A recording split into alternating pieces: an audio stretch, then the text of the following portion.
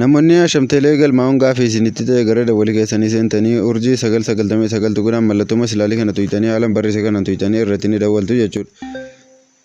Sana booda wantoota isiniif dhufan keessaa fuulatti aanuuf kan jedhu mallattoo masilaalii ni tuqxu jechuudha ammas. Sandi ni gootu sana booda ammallee mallattoo masilaalii ni tuqxu ammas. Mallattoo masilaalii tuquudhaan gara fuulatti aanutti dabartu jechuudha.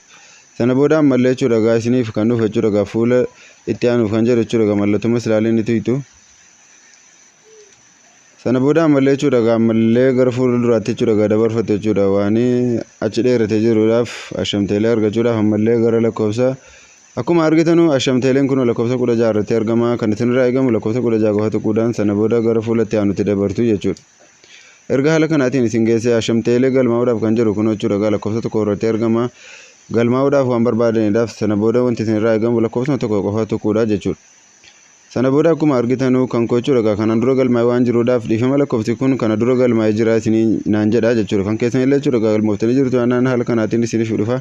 Yoo galmooftanii jiraan immoo haala gaariidhaan galmooftanii jirtu isiniin jedha jechuudha. Gaa namoonni immoo jechuudha gaa waa'ee ashamteelee gaaffii isinitti ta'e akkamitti akka galmooftanii fi akkamitti jechuudha gaa qabxii walitti qabatan jechuudha gaa kuufatan jechuudha gara meegaabaayitii yookaan immoo jechuudha gaa gara jechuudha gaa daqiiqaa paakeejii jechuudha gaa dawwaliitii jiratan isin rakkite viidiyoo dheeraan waan waraabamee jiruudhaaf YouTube chaanalii keenya jechuudha gaa deemtanii sabiskiraayib gochuudhaan viidiyoo sana jechuudha gaa daawwachuu dandeessu jechuudha.